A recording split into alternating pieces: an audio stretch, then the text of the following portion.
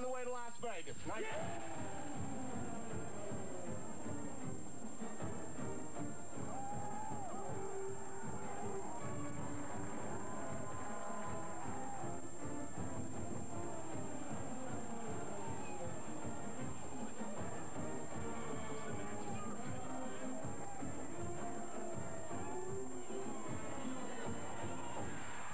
This is the Coach Gary Blackney Show, the head coach of the Bowling Green State University Fighting Falcons, with Bill Wagey.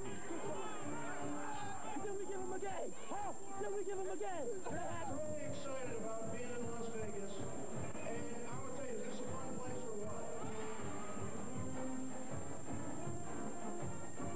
The Coach Gary Blackney Show is brought to you in part by the Smith Family Dealerships, located on North Main in Bowling Green.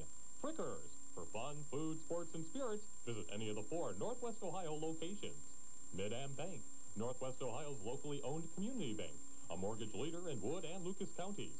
Sport Shot Sport Beverage, available at your local Kroger stores. And by Molten Gas Service. Good afternoon, everyone. I'm Bill Wegge. You make it 18 straight Mid-American Conference wins for the Bowling Green Falcons. Bowling Green State University shut out Ohio U 20-0 down in Athens yesterday. So the Falcons are 2-0 in the MAC and will get set to face Akron next.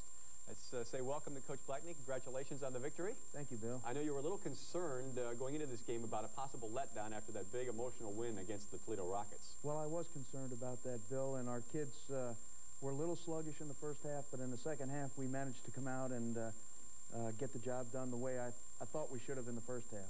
I know that OU was looking to try to frustrate you a little bit, if nothing else, and they did that, I think, early in the first part of the game, and then you sort of gave some self-induced frustration, I think, in this game, so I know you aren't totally satisfied. Well, Ohio University came out and played with a lot of determination and a lot of pride. It was Parents' Day down there, and they wanted to upset us. They had that back in their mind, and our kids had to understand that this was an important game for us, and if we were going to stay in the conference race, we needed to win this game very badly. Why couldn't we have had weather yesterday like today? Gorgeous. Had to have this rainy, cold, yucky weather, and that didn't help either, I don't think. Well, maybe it didn't help, Bill, but the point of the matter is it was bad for both teams, and we managed to slug our way through it, and we came home with a victory, and that's what's most important. Let's take a look at the first half highlights as we take you down to Peden Stadium at Ohio University, where it's kind of mountainous down there and foggy. The situation here is you'll see sometimes our video has water spots and it's foggy and then it'll clear up. It's just because it was raining and it was kind of miserable down there. Bubba Lichtenberg is going to find Jepson for an 11-yard pass right here in the first quarter. Yeah, he did a good job of keeping us off balance, Bill, early in the game. He's a fine athlete. They had a 19-play drive, though, that stalled, and they're going to try the field goal by marching 32 yards, and you will get the blocked field goal again. High snap here, and Clint Frazier comes right through and blocks the field goal. Big play for us. You've done that a couple times since you've been here. Get those guys to jump high and get it done. We needed that. All right. Some frustration on offense, though, as we'll see early. The passing game just wasn't quite clicking. I don't know if the wet ball or the wet field or what, but it just wasn't working for you. Well, again, the first half, we didn't come out with the type of intensity and emotional preparation that we really needed, Bill. But your defense was keeping Ohio U from doing much. Here's Vince Palco. Yeah. Our defense played an outstanding football game. Anytime you can shut out any opponent, that means you're playing very well. And unfortunately, because of the bad weather, we do not have the great punt return by Ronnie Red. Whoa! He got hit there a little bit and almost lost that one. Ronnie was interfered with there, and it was a good call by the official because Ohio University is supposed to give him 2 yards to field the ball, and they ran right in front of him. I see. All right, let's watch Zeb Jackson as he's in action and running the ball well here. Zeb got back on track and had a great game for us, Bill. But still no score. Just back and forth we go, and nothing really working offensively, everything defensively. Jason Woolard coming through on LaCarlos Townsend. Nice play. Okay, so rather than show you punts, we'll just show you some more plays. Here's Zeb Jackson once again. Got a lot of carries. Zeb carried the ball about 29 times for us for 131 yards and ran real hard and ran well. Ran with confidence this week. I know this displeases you when you managed to get all the way down the field. And I think you got within inside the 10-yard line about 3 times and couldn't quite get the end zone. But in the middle of the field, you're moving the ball. Ramir Martin and Ronnie Red, our wide receivers, are giving great effort and playing extremely well for us right now, Bill. Okay, here we go on this goal line offense. And tell me about trying to get into the end zone here. Well, we're in the scoring zone 5 times, Bill, and come away with 2 field goals. And you're going to win a championship. You have to, just punch that ball in. I Now, you had luck throwing the ball into the end zone, but I know you want to get confident this running it into the end That's zone. exactly right. You don't want to throw the ball down here unless you really have to. There's a wet field that didn't help Zeb very much.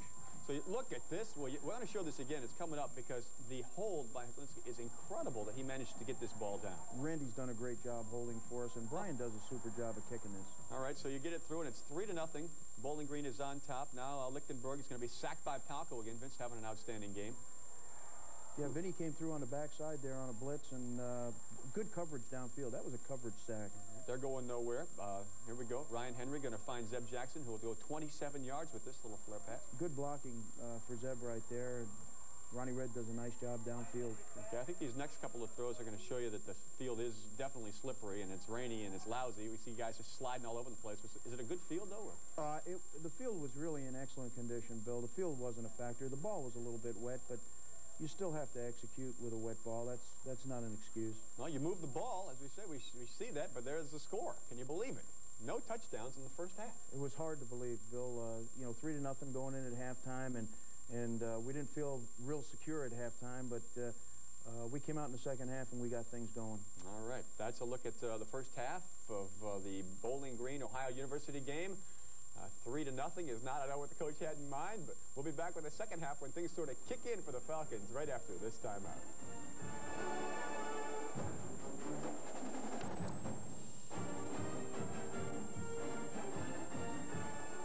Welcome back to Coach Blackney's show, and Coach, you're leading 3-0 at the half. I imagine you're trying to get some direction to these players as to how to find that end zone in half number 2. Well, the biggest thing, Bill, was we needed to come out and play with more emotion. We needed to come out fired up, play with some intensity, and make something happen. And I think our defense rose to that occasion, and they took the challenge. They really ignited our football team. Did you change much offensively? Because it seemed like you were moving the ball. Well, we moved the ball, but we just couldn't get the ball in the end zone. Inside the 5-yard line on several occasions and come away with one field goal, that's not what you want to do when you're in a championship race. All right. Well, you do a little better in that second half. Let's show you the second half highlights, and the rain continues to fall down at Peden Stadium at Ohio University in Athens, Ohio, as we take you back there to pick up the action. And we're going to show you something unusual that happens on this punt. Tell me about this, Coach.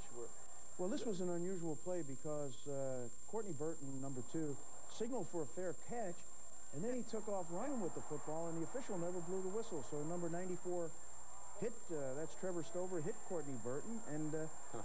There was a retaliation to that? Yeah, we diffused it very quickly, though. We running out here. Here well, you go. That's my job. My job is to make sure that our team doesn't fight. That's not what football is all about. There was enough of that going on last week in college football. Exactly. We don't need to be seeing any more of that, that's for sure. All right, Ohio U's offense going to go no play. Staten and I think Chache going to come in on this hit. Yep, team up on that one.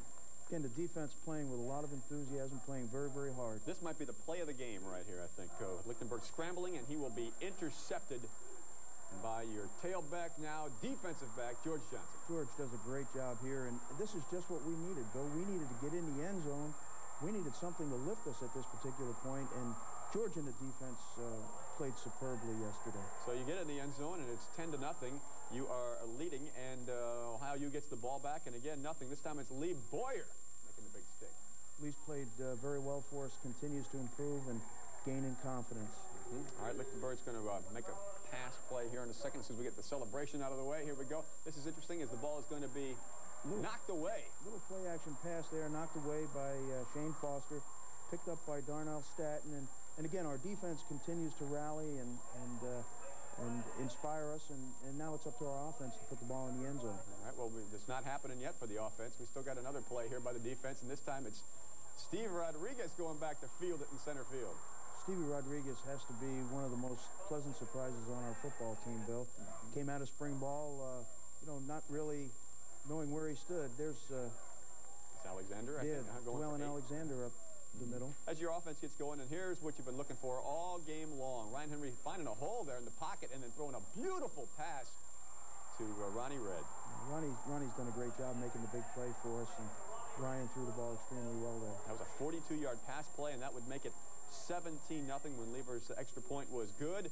Now let's watch Zeb really run with that football for a while here. Oh, yeah. Behind pretty good blocking, too. Blocking's picking up a little bit right there. Huh? Our fullbacks are blocking extremely well. Okay, but then you get it down there again, and I think you're trying to prove something here. All right, fellas, we're going to make it happen.